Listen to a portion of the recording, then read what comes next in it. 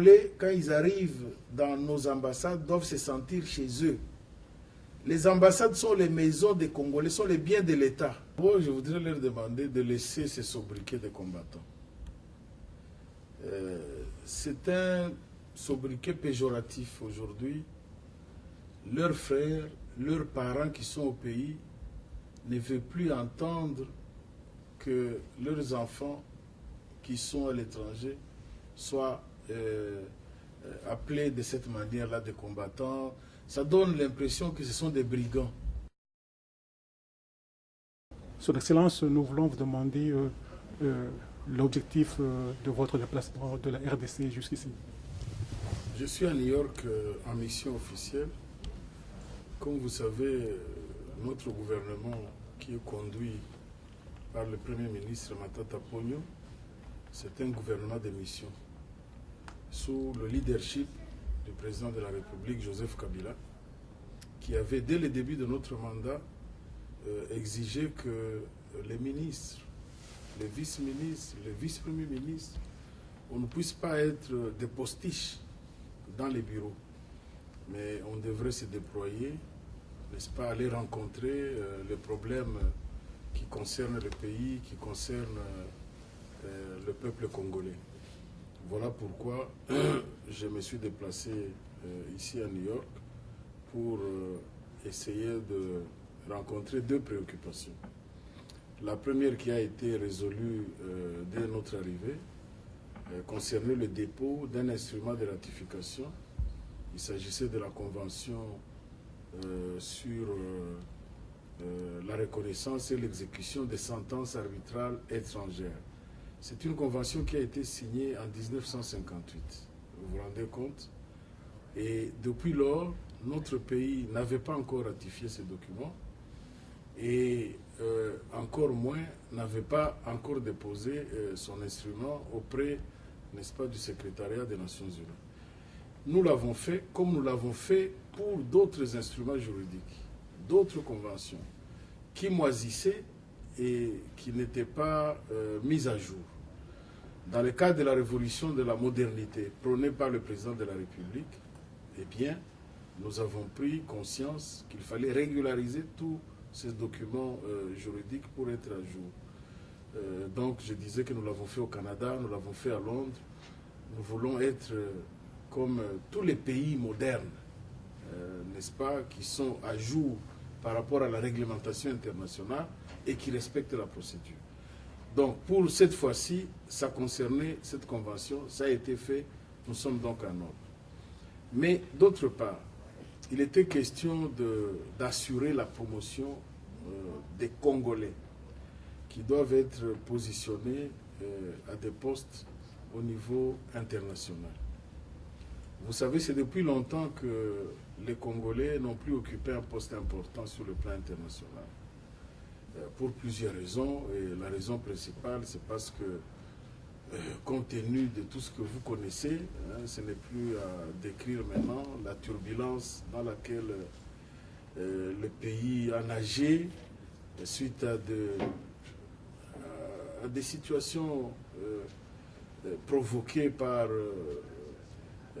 plusieurs pays n'est-ce pas, qui ont des ambitions sur notre pays, des pays voisins bien entendu, mais au-delà des pays voisins, il y a certainement d'autres puissances qui se manifestaient à travers eux. Nous avons connu tout ce que nous avons connu. Le pays avait sombré, était très bas. Mais Joseph Kabila, qui a un génie politique, et qui très tôt a pris la charge de relever ce pays pour le reconstruire. Mais aujourd'hui, pour le porter haut sur la scène internationale. Donc le pays ne peut plus rester en arrière, le pays doit s'affirmer dans le concert des nations. Et pour cela, nos fils, nos filles doivent se retrouver dans des positions, n'est-ce pas, assez importantes au niveau international. Donc, tous ceux qui se présentent aujourd'hui à ces postes ne sont plus seuls. Ils sont accompagnés par la République. Ils sont accompagnés par le gouvernement parce que telle est la volonté du président de la République. Et vous vous rendez compte qu'un ministre du gouvernement est en déplacement parce qu'il faut aussi, n'est-ce pas, soutenir nos candidats là où ils doivent se positionner à des postes au niveau international. Nous avions pour le mois de novembre le professeur Boulaboula, qui est professeur de droit, qui était candidat au niveau de la Cour internationale de justice. Les élections ont eu lieu. Je ne dirais pas que nous étions défaillants. J'ai dit tout simplement, il y avait plusieurs candidats et tout le monde ne pouvait pas être retenu. Le professeur n'a pas eu de place cette fois-ci. Mais le mérite, c'est que le Congo était présent parmi les candidats. Le mérite, c'est que le président de la République, n'est-ce pas, était au rendez-vous avec son engagement, avec sa promesse de soutenir les candidats congolais partout où ils sont, de s'occuper des Congolais. Parce que peut-être que les gens ne le savent pas assez. Mais vous de la diaspora, si vous êtes journaliste de la diaspora, voici le message. Le président de la République n'a pas ouvert la bouche, il n'a pas parlé. Mais il dit toujours, même quand je ne parle pas, voyez mes gestes, voyez mes actions. Combien de pays ont envoyé un ministre, un membre du gouvernement pour soutenir leur candidat? Il n'y avait pas que le Congo qui avait un candidat. Mais Kabila a envoyé un membre du gouvernement pour soutenir un Congolais. Un seul, hein, sur 70 millions. Mais le président a dit, même si c'est un seul, vous, vice-ministre des Affaires étrangères, soyez là. Et essayez de montrer que le pays est derrière lui. Hein, parce que c'est bien de jeter des pierres sur les gens. C'est bien de crier. C'est bien de dire que Kabila ne fait pas ceci, ne fait pas cela. Voici une action que vous devriez vulgariser. Je ne suis pas venu en tourisme. Je crois que malheureusement, il n'y a pas beaucoup de Congolais de la diaspora qui ont suivi mon séjour depuis le début jusqu'à aujourd'hui. Je n'ai fait qu'un seul trajet. Hôtel Nations Unies. Hôtel Nations Unies. Jusqu'à ce soir. Parce que j'avais une mission qui est prioritaire, celle que le président de la République a voulu que je vienne soutenir un candidat congolais. En décembre, il y en aura un autre qui est candidat à la Cour pénale internationale, un brillant juriste, un professeur d'université, qui remplit toutes les conditions des statuts de Rome.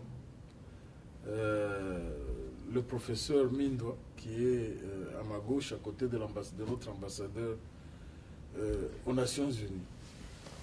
Il est candidat pour la Cour pénale internationale et je crois que même si hier le score était différent, j'ai beaucoup d'espoir en ce qui les concerne. Si j'ouvre mon téléphone, vous allez voir le message du Premier ministre, un message d'encouragement, un message de soutien, un message pour dire allez de l'avant. Il ne faut rien regretter. Le chef de l'État est au courant. Il suit. Est-ce que vous vous rendez compte, chers amis? Vous êtes journaliste, mon ami, essayez de vulgariser ça. Une action comme celle-ci, comme celle-là. Selon le Premier ministre, je devais même rester ici jusqu'à l'élection du professeur Mindo. Mais je lui ai dit que c'est en décembre. Parce que lui, il croyait que c'est toujours au courant du mois de novembre. Est-ce que vous voyez quel engagement? Hein? Et il y a un conseil des ministres, je crois, le samedi. Je ne serai pas là. Mais on me dit restez parce que le travail, ce n'est pas seulement au pays. Occupez-vous de Congolais partout où ils sont. Qu'ils soient nombreux ou qu'ils soient seuls. Hein? Voilà le message. Donc, ce que vous devez dire à nos frères, à nos sœurs, à tous nos amis, c'est que les choses ont changé. Ce n'est plus la même chose où on disait avant Nani atinda ki kuna azo sala nini kuna est-ce que tali biso est-ce que tali mboka baboti na baza wapi. Non. Le Congolais aujourd'hui où il est, c'est comme je suis aux États-Unis, je peux me tromper, j'ai l'impression que ça devait être le président Carter qui disait que vous touchez à un seul cheveu d'un Américain, eh bien, vous avez toute l'Amérique contre vous. C'est le cas aujourd'hui pour la République démocratique du Congo. Vous touchez à un Congolais, vous avez Kabila contre vous. Vous avez le peuple congolais contre vous. Vous êtes dans une action positive, vous, un Congolais, que vous soyez nombreux ou que vous soyez seul, vous avez l'accompagnement de la République avec le président de la République, Joseph Kabila, devant le Congolais, pour vous accompagner. Voilà ce que je peux dire pour ce soir. Ok, alors je voudrais vous poser quelques questions pour éclairer un peu l'opinion. Vous avez bel et bien dit que pour le moment, le Congolais doit être présent dans les concerts des nations. Nous avons vu un peu partout en Afrique, surtout du côté de l'Est, en Tanzanie, au Rwanda, pour chercher à soutenir aussi un candidat congolais au poste de l'Organisation mondiale de la santé Afrique. Qu'est-ce qu'il y a eu exactement? Oui, j'ai fait le lobbying. Heureusement que vous avez suivi toutes ces péripéties. J'étais chargé de la même manière par le chef de l'État pour faire le lobbying en faveur du docteur Oko, qui devait être élu comme directeur de l'OMS Afrique. Ce Congolais-là, comme les deux autres que je suis venu suivre ici à New York, c'est un homme talentueux, un brillant expert, un médecin qui est directeur déjà à l'OMS, qui s'occupe du plus grand programme de l'OMS, à savoir l'immunisation, la vaccination. Donc il est directeur au niveau central. Il a gravi les échelons jusqu'à arriver à cette position-là. Tout était donné pour qu'il puisse être élu directeur de l'OMS Afrique. Mais les circonstances des alliances, les circonstances diverses n'ont pas permis que cette élection-là puisse se passer telle que nous le prévoyons. Personnellement, ça a été un choc, mais en tant qu'homme d'État, j'ai assumé. S'il y a eu des insuffisances, je les ai également assumées. Mais ce qui importe n'est pas de se décourager, ce qui importe n'est pas de pleurer, mais ce qui importe, c'est d'aller de l'avant. Et de considérer que nous avons ouvert une nouvelle voie. Celle, n'est-ce pas, de comprendre que les Congolais ne doivent plus être absents là où ils doivent être positionnés. Je crois que c'est ça la leçon que nous avons retenue. La deuxième leçon, c'est que nous avons nous-mêmes fait la comptabilité des choses qui n'ont pas marché. Nous avons observé, regardé qu'est-ce qui n'a pas marché par rapport à ce que nous devions faire et que nous n'avons pas fait, mais aussi d'évaluer la géopolitique par rapport à tous ceux qui devaient nous apporter leur soutien et peut-être qui ont eu d'autres considérations. Tout cela doit nous édifier. Nous devons étudier parce que ça nous permet d'être moins naïfs et de savoir là où on a failli, qu'est-ce qu'il faut faire. Donc, je souhaite bonne chance au Dr Oko pour d'autres fonctions qu'il va exercer, notamment continuer son travail à l'OMS. Il n'a pas démérité. C'est un garçon rare, un garçon d'une, je dirais, de qualité exceptionnelle. Je sais qu'en pareille circonstance, ce n'est pas seulement la compétence qui joue. Il y a eu d'autres critères, malheureusement. Alors, toujours dans le même cadre, Son Excellence, il y a aussi au niveau de la francophonie un autre candidat congolais, docteur Loseke. Il y a des langues méchantes qui disent le gouvernement ne veut pas l'appuyer pour la simple raison qu'il est dans l'opposition. Est-ce que vous affirmez ou infirmez cela? Non, je ne suis pas au courant. Je n'ai pas été approché par rapport à cette candidature. Certainement, peut-être lorsque j'étais en déplacement, Donc, ça fait longtemps qu'il fait cette démarche et puis cela dépend de votre ministère, la francophonie. Oui, nous avons la gestion des questions de la francophonie, mais les candidats doivent se manifester. Bon, il se pourrait qu'il n'a pas eu l'occasion d'arriver à Kinshasa, il n'a pas eu le temps de venir exprimer ses ambitions. Donc, je l'apprends de vous qu'il est candidat, mais nous ne sommes pas informés. Okay. Enfin, maintenant, nous parlons maintenant des Congolais, de la diaspora. Nous avions, après un certain moment, où cela existait. Donc, le bureau ou bien le vice-ministère des Congolais de la diaspora. On n'en parle plus. Qu'est-ce qu'il y a exactement? Oui, c'est dans la réforme, on a gardé 2 vice-ministères au niveau des affaires étrangères. Notre ambassadeur qui est à mes côtés ici était à ma place, il était vice-ministre des Affaires étrangères. À son époque, je crois qu'ils étaient à 3 avec justement Madame Colette Chomba qui s'occupait des Congolais de l'étranger.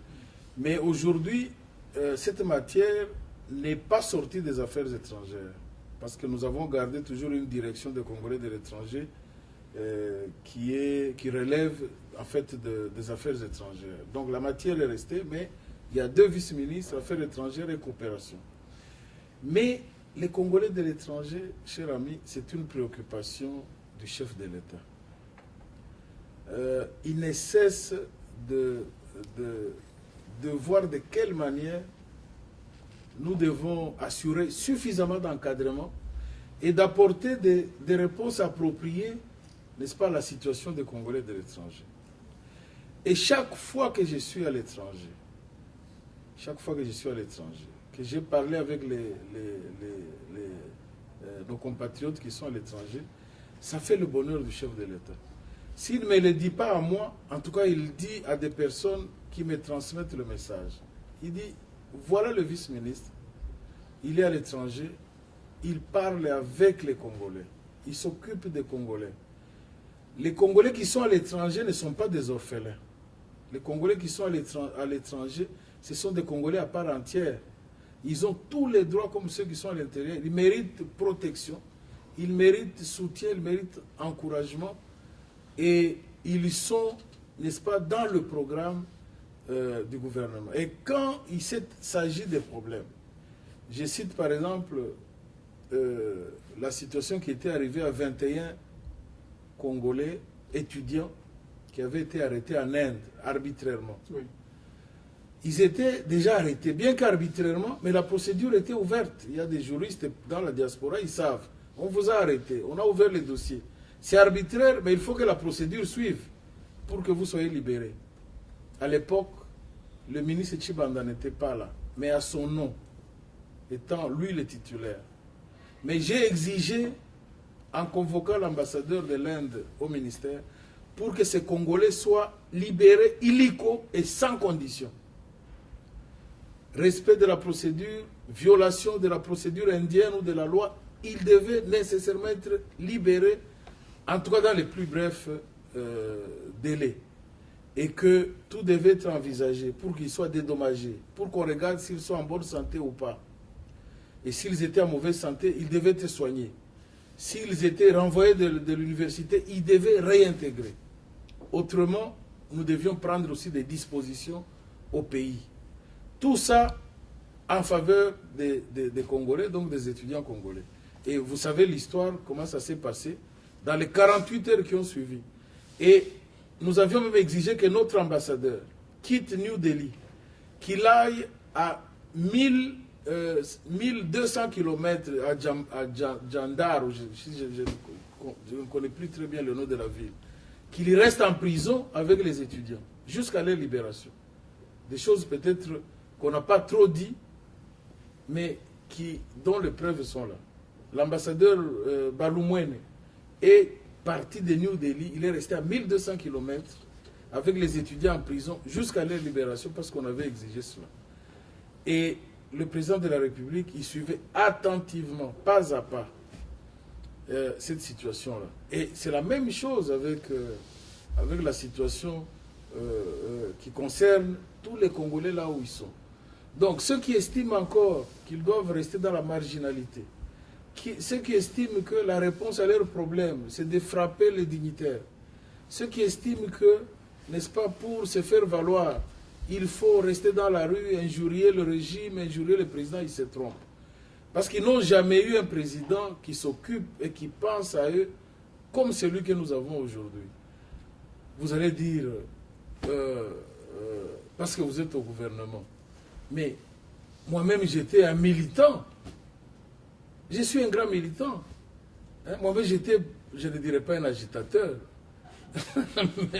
mais j'étais un contestataire.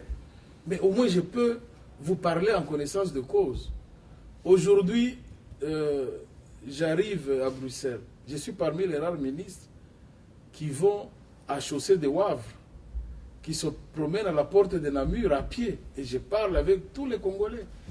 Lorsque nous avons organisé la table ronde de la diaspora à Bruxelles, on m'a posé la question de savoir si vous rencontrez les soi-disant combattants, qu'est-ce que vous allez faire d'eux? Moi, je dis, mais si je les rencontre, la première chose, je vais les embrasser. Parce que la plupart sont plus jeunes que moi. Ce sont mes jeunes frères ou sont mes enfants. Je vais causer avec eux. Je vais chercher à savoir quel est leur problème. Et quand je vais leur expliquer comment le Congo est en marche aujourd'hui, ils vont changer de stratégie. Ils vont comprendre, ils vont suivre. Et s'il y a des problèmes, nous allons régler les problèmes. C'est comme ça qu'aujourd'hui, même avant de venir ici, j'ai été en réunion avec une délégation des Congolais de l'étranger au ministère. Nous sommes en train de faire un travail merveilleux. J'avais convoqué le représentant de l'OIM, Organisation internationale de migration, à Kinshasa. Il est à Kinshasa. Nous avons planifié des choses extraordinaires, même des fonds pour l'investissement en faveur des Congolais de l'étranger. Pour eux, nous sommes en train de faire des choses terribles. Je crois on m'a même demandé, le ministre Tshibanda m'a demandé, mon ministre titulaire m'a demandé de rentrer parce que je dois effectuer une mission à Rome dans le cadre de discussions avec l'OIM pour le problème de la diaspora. Donc mes chers amis, peut-être les gens ne savent pas ce qu'on est en train de faire en leur faveur, mais nous faisons beaucoup. Oui, donc vous faites beaucoup. Il y a un mot qui est chaque fois aux lèvres des gens du gouvernement, la modernité. Et quand nous parlons de la modernité au Congo, donc les ambassades doivent être le reflet, le miroir. Pour quand nous entrons, par exemple, à la mission ici, qu'on voit quand même que le Congo est en train de refléter. Et nous sommes au grand regret de constater que les ambassades ne reflètent pas cette modernité, monsieur le ministre. Qu'est-ce qu'il y a? Puisqu'ils sont là-bas, ils travaillent très durement. Prenons le cas d'espèce de notre mission aux Nations Unies. Ils sont très peu nombreux, mais ils doivent représenter beaucoup de départements ici. Vous ne faites aucun effort pour majorer le nombre de l'effectif du personnel. Et ils font le travail qui leur est assigné et aussi ils font des naissances et consorts. Les actes d'état civil. État civil. Ils font tout ça et ils sont très peu nombreux et les moyens sont encore limités. Parfois, nous venons les chercher. Ils ne sont pas là puisqu'ils doivent faire d'abord le travail pour lequel ils sont assis. Est-ce que vous pensez à les aider d'abord à moderniser l'ambassade et puis, si possible, ajouter les ressources pour qu'ils puissent travailler dans de bonnes conditions et qu'ils soient motivés. Et enfin, ajouter, par exemple, le nombre du personnel. Je souris parce que je pense à l'échange qu'on avait il n'y a pas longtemps, lorsqu'on a adopté le budget actuel. Nous tous au gouvernement, autour du chef de l'État, on considérait que le budget que nous avons adopté était encore insuffisant. Le président nous a encouragés. Il a dit, mes chers amis, quand je suis arrivé aux affaires, nous avions un budget de 350 millions. C'est ça qu'on votait comme budget, 350 millions. Ce n'est même pas le budget d'une entreprise ici aux États-Unis, même pas en Europe. Et on a évolué jusqu'au budget que nous avons voté dernièrement autour de 8 milliards de dollars. Non, autour de 9 milliards, c'est 8 milliards quelque chose. Oui, 8 milliards quelque chose dans les 9 milliards. Mais c'est toujours insuffisant par rapport même à la plupart des États en Afrique. Donc, nous venons de loin, chers amis. Nous venons de loin. Vous ne pouvez pas donner ce que vous n'avez pas. Vous ne pouvez faire qu'une politique réaliste. Et c'est ça parfois, quand les gens n'analysent pas froidement les choses, Ils vont vous dire, mais on n'a pas donné les bourses aux étudiants, on n'a pas construit les ponts de tel ceci, on n'a pas... Mais l'État doit s'occuper de tous les secteurs à la fois. Vous comprenez? De tous les secteurs à la fois. Et aujourd'hui, parce que vous avez parlé des diplomates, hein, vous avez parlé des diplomates, mais il y a 4 ans, 5 ans, ils n'étaient pas payés, les diplomates pour lesquels vous êtes en train de plaider. Ils n'étaient pas payés du tout. Moi, quand je suis arrivé comme vice-ministre, mais ils avaient un forfait, l'ambassadeur avait $1000. Les autres diplomates ici avaient à peine des biscuits qu'ils touchaient à la fin du mois. Bon, aujourd'hui, mais le forfait s'est amélioré. L'ambassadeur peut quand même manger à la maison, il peut remplir certains devoirs de parents qu'il ne pouvait pas faire hier. Les autres diplomates, la même chose. Et au plus tard, le 20 de chaque mois, ils sont payés. Vous comprenez? Donc, on est en train de restaurer les choses progressivement, mais malheureusement, on ne peut pas s'occuper que d'un secteur à la fois. On doit s'occuper de tous les secteurs. Parce que si vous vous occupez, vous dites vous occupez seulement des diplomates. Bon, vous laissez les malades. Alors, qu'est-ce qui va arriver? Vous occupez des malades, vous laissez les élèves et les étudiants. Vous occupez des étudiants des choses, vous ne construisez pas les routes et ainsi de suite. Mais imaginez qu'avec le peu de moyens, nous devons tout faire. Votre pays là, pour ceux qui sont venus en Europe ou aux États-Unis depuis longtemps, la plupart qui sont objectifs, quand ils arrivent à Kinshasa aujourd'hui, ils disent mais on n'a plus à se plaindre, on ne peut plus être complexé devant l'Europe. Quand ils voient les constructions, les routes et tout ça, hein, l'aéroport d'Ndjili, d'ici 2 mois, on va inaugurer l'aéroport modulaire, moderne. Cet aéroport va rester jusqu'en 2016, lorsqu'on va inaugurer le grand aéroport moderne, peut-être le plus grand d'Afrique. Et l'aéroport qui sera inauguré en décembre, modulaire, va être démonté pour être placé à un autre endroit. En décembre, votre premier avion, Congo Airways, va voler avec les moyens propres. Dites aussi aux compatriotes qui sont à l'étranger que maintenant, en ce moment, nous sommes dans le programme de construction des écoles que les Belges n'ont jamais laissées. Il y a des territoires en République démocratique du Congo où les Belges n'ont jamais construit une seule classe d'école. Mais nous construisons, on a terminé la première tranche de 1000 écoles, 1000 écoles modernes. Pas de 1000 écoles en paille, tout ça, 1000 écoles modernes. Nous sommes maintenant, on a commencé la deuxième tranche, de 1000 écoles encore. Et ce qui doit intéresser tout le monde, parce que c'est l'autosuffisance alimentaire qui est la clé de tout. On a inauguré le parc agro-industriel de Bokangalose, qui va générer 1 million d'emplois. Le parc de Bokangalose va générer 1 million d'emplois. Comprenez? Et la planification est d'ici 10 ans avoir terminé 21 parcs agricoles. Ça veut dire, à travers la République. 21 parcs agricoles, agro-industriels. Ça veut dire que d'ici 10 ans, plus d'importation de produits alimentaires. D'ici 10 ans, on va inonder l'Afrique de produits alimentaires.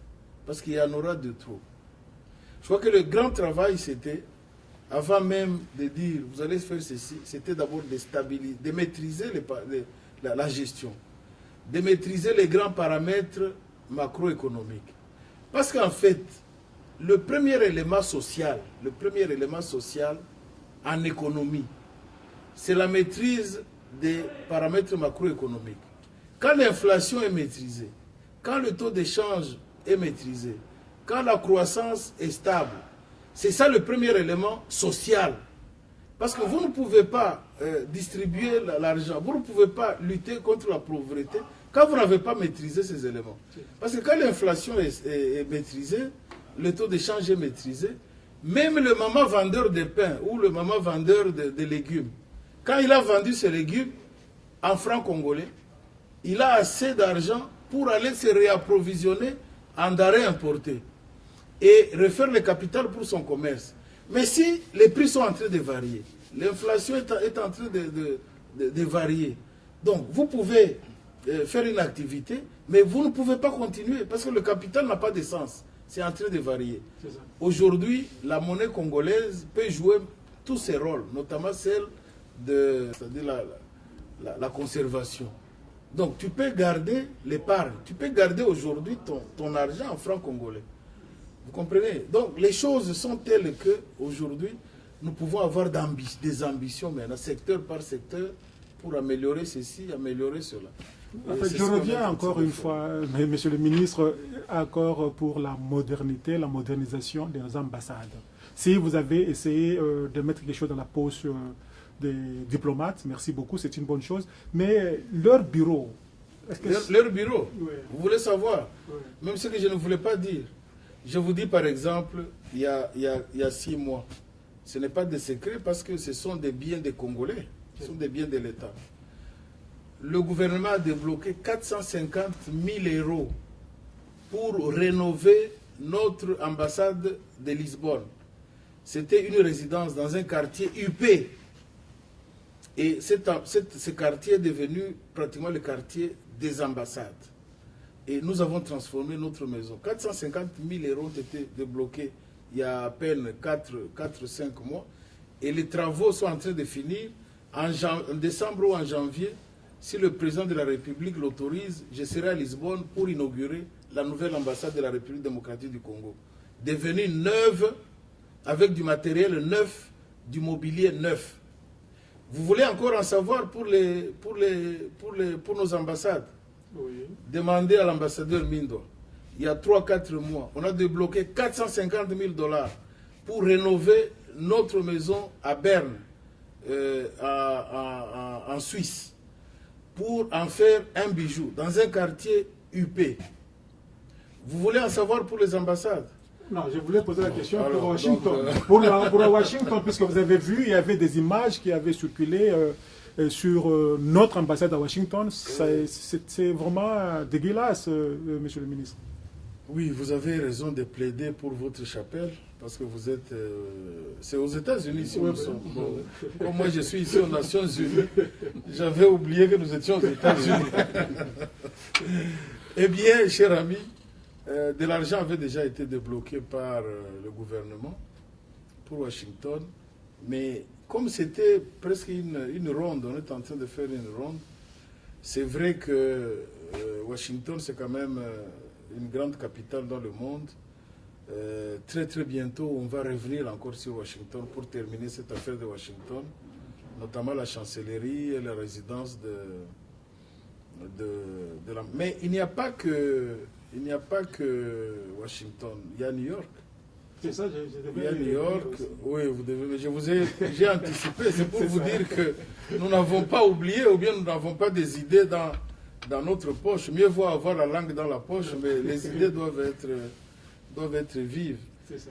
Et New York, je crois que nous ne méritons pas ce que nous sommes. Tout à fait.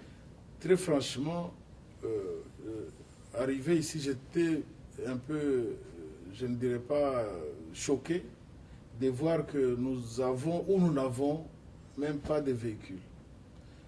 Je crois que c'est très franchement une question qu'on doit résoudre indépendamment de tous nos problèmes que nous avons.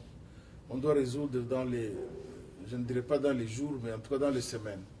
On doit résoudre le problème des véhicules. Cela serait une bonne chose. Oui, oui, ça je n'aime pas jurer, mais je crois que c'est une question qu'on doit régler. D'abord, dans les semaines qui suivent, le Premier ministre, certainement avec les rapports que je vais lui faire, le président ne s'y opposera pas, parce que c'est lui le premier diplomate.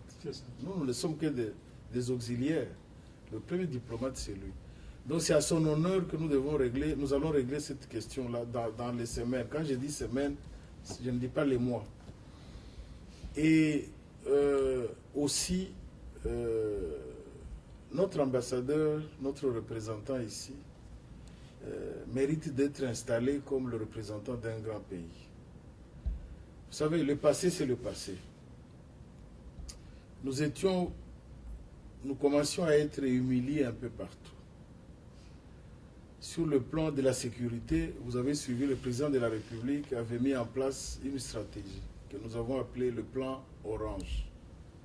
qui a permis de redorer le blason terni. À partir de ça, tous les Congolais ont compris qu'ils ne sont pas défaillants. Nous sommes capables de nous réveiller.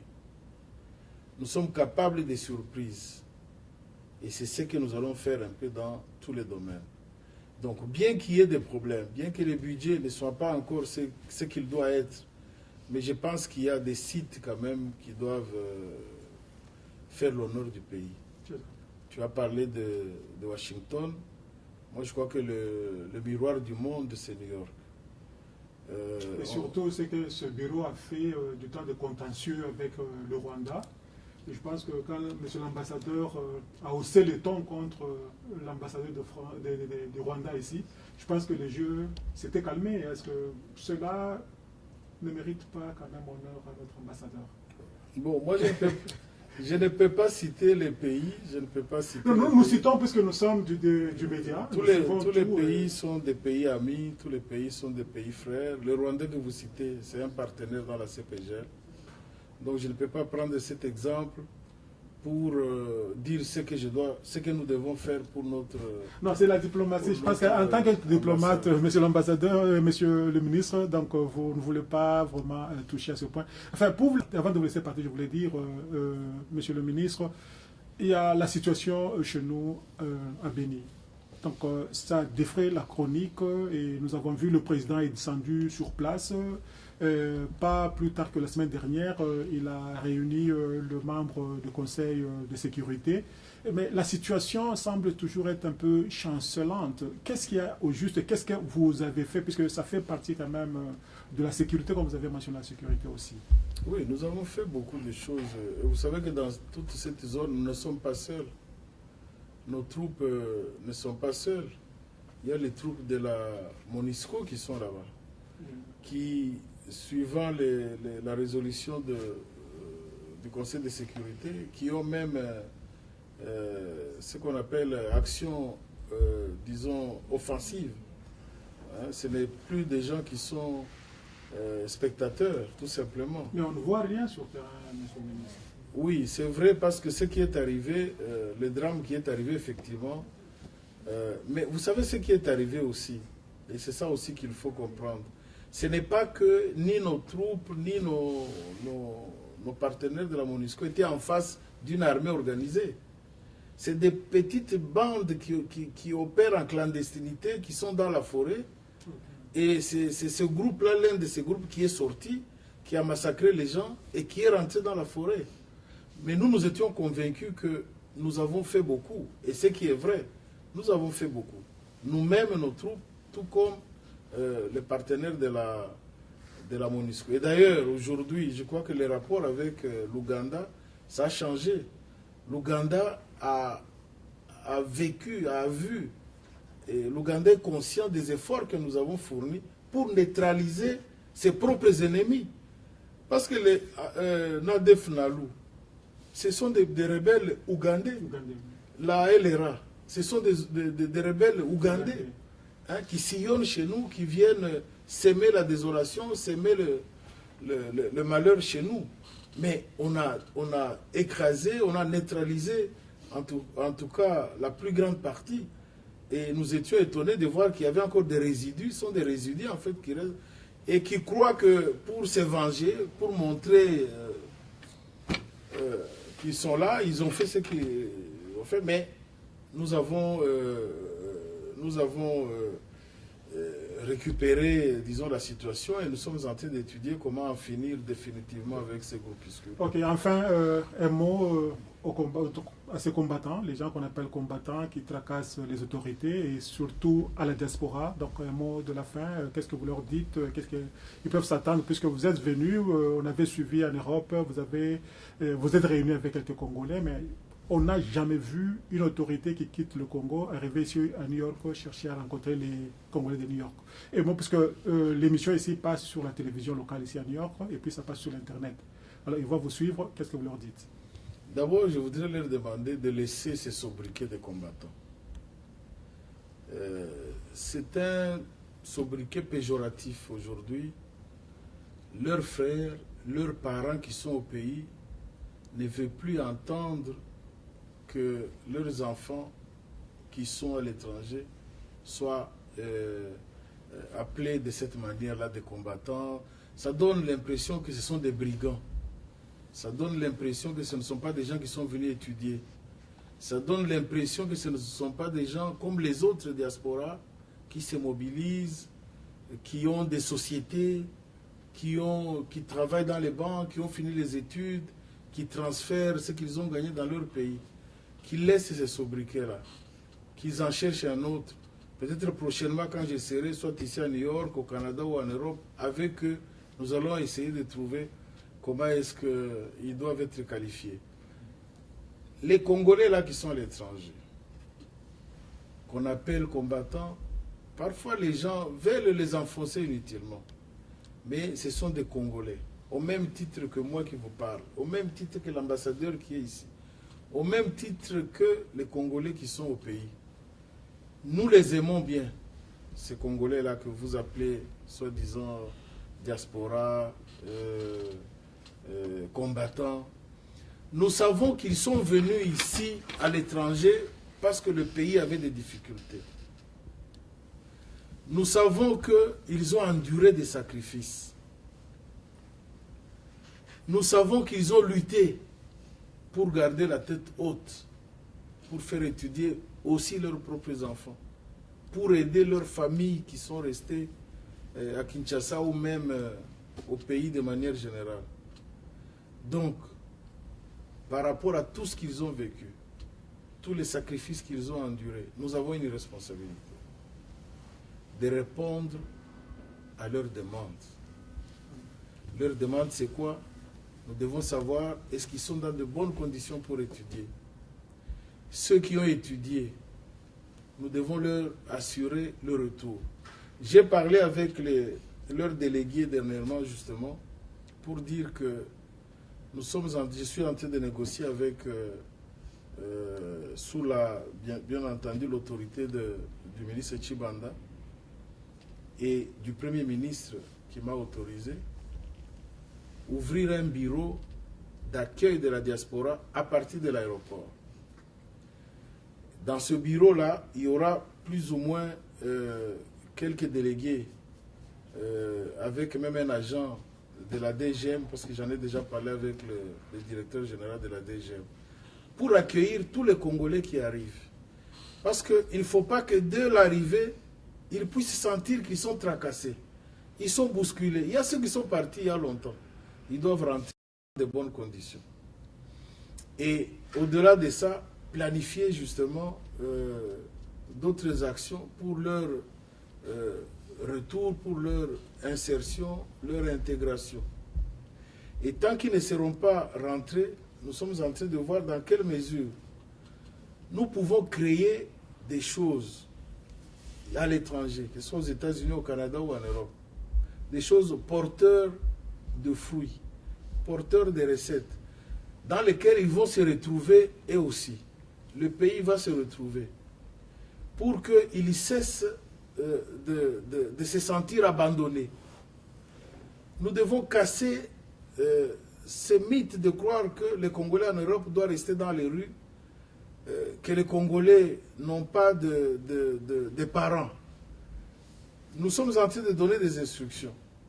Et je crois que les autres ambassadeurs vont me suivre, que les Congolais, quand ils arrivent dans nos ambassades, doivent se sentir chez eux. Les ambassades sont les maisons des Congolais, sont les biens de l'État. C'est ce que notre ambassadeur a toujours dit, vous ne venez pas... Fini ces ambassades-là où on regarde les Congolais à travers des trous. C'est ça. Où on leur demande, c'est terminé cette affaire-là. Le Congolais, il entre. On n'a pas encore de centres culturels parce que les moyens doivent évoluer. Mais on doit créer un espace. Comme j'ai vu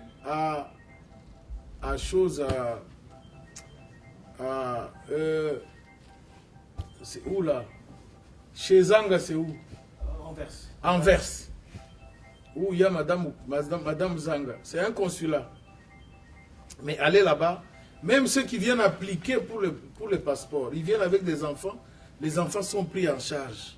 Avec des jouets, avec du Fanta, avec tout ça. Parce qu'ils sont chez eux, ils sont dans leur maison. C'est là où ils doivent trouver la chaleur. Les Congolais doivent premièrement trouver la chaleur dans leur ambassade. C'est là où ils doivent enlever la nostalgie. Ils se sentent, ils disent, mon père est mort. 6 ans, nakenda na matanga te. Maman zalaka lisusu te. Nazabo, mais na yena ambassade, awa naza na ndako. Nakuti papa. Papa nani ambassadeur. Nakuti maman, c'est maman Mpinga, c'est maman, parce que nous sommes à New York, c'est maman Zanga, c'est maman Charlotte en Allemagne, c'est qui? Chakembo à Abidjan, maman Iboula na Ghana, maman Waikani na Égypte, maman Ndoukou. Alors, place union soit na Koti, Bakuti, maman Azali, papa Azali. La première chaleur, c'est dans l'ambassade. L'un des problèmes que nous avons connus, c'est le mauvais accueil des Congolais dans leurs ambassades. Fini cette affaire-là. Les ambassadeurs, les chargés d'affaires doivent changer maintenant de politique. Il ne faut pas repousser un Congolais. Parce que les Congolais disaient quand ils allaient là-bas, on les inventoriait pour amener les noms au Congo. Non, il n'y a pas de tout ça. On ne peut pas faire... Vous savez, Kabila, là, peut-être les gens ne le connaissent pas. Est-ce que vous savez, c'est quelqu'un qui ne peut même pas tuer une mouche? Quand il voit une mouche, il va sauter. Il va sauter pour laisser la mouche vivre. Il ne peut pas faire du mal à un Congolais, loin de là. Des mauvaises idées. Je vous dis, cher ami, parce que vous avez dit que vous êtes journaliste, nous avons eu une chance extraordinaire d'avoir Kabila comme président. C'est Dieu qui l'a envoyé. Il s'appelle Joseph, c'est vrai. C'est une chance inouïe. Non seulement quelqu'un à l'âge qu'il avait quand il est arrivé aux affaires, qui a accepté de porter ses fardeaux. Moi qui vous parle, j'étais à Sun City. C'est l'image que moi je donne toujours aux Congolais. Le pays était divisé en 6 régions. Le RCD Goma avait sa partie, le MLC avait sa partie, le RCD KLM avait sa partie,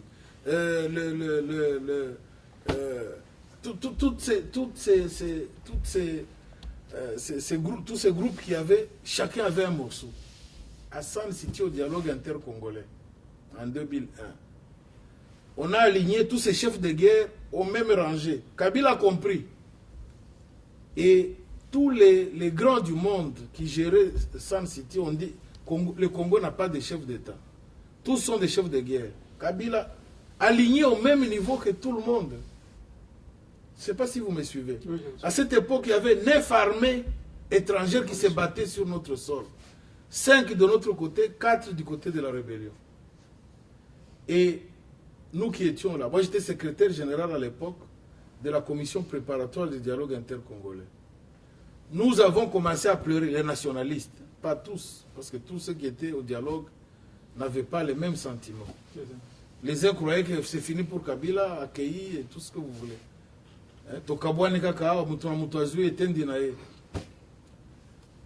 Nous commencions à pleurer dans la salle. Kabila aligné au même titre que les rebelles là.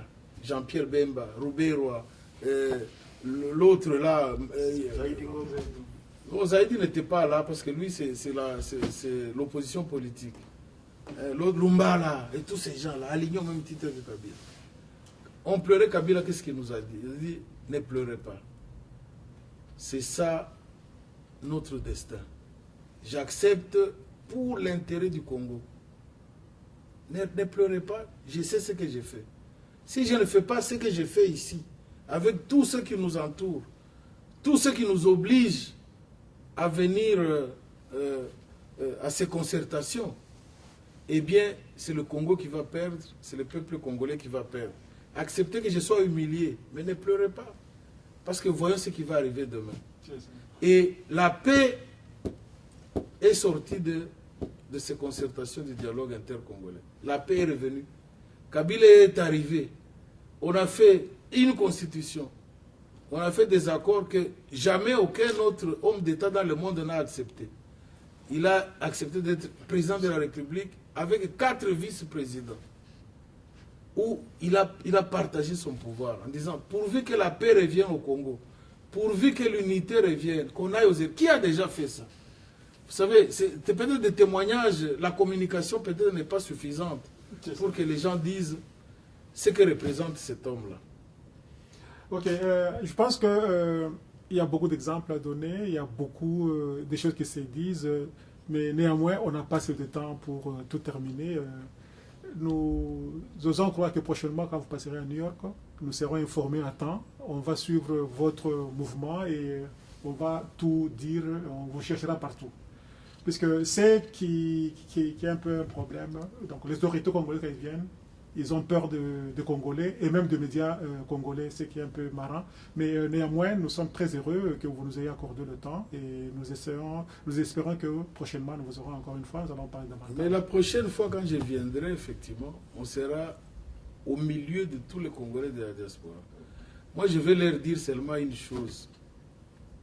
Chers compatriotes, parce que nous devons évoluer ensemble vers le chemin de la reconstruction. Ou alors, nous devons nous taper dessus, nous devons nous injurier, nous devons taper les autorités. Si ils optent pour taper les autorités, moi je mettrai les mains à l'air, je disais commencez par moi. Voilà. Ok, un grand merci, puis bon retour et à la prochaine. Merci beaucoup. Okay.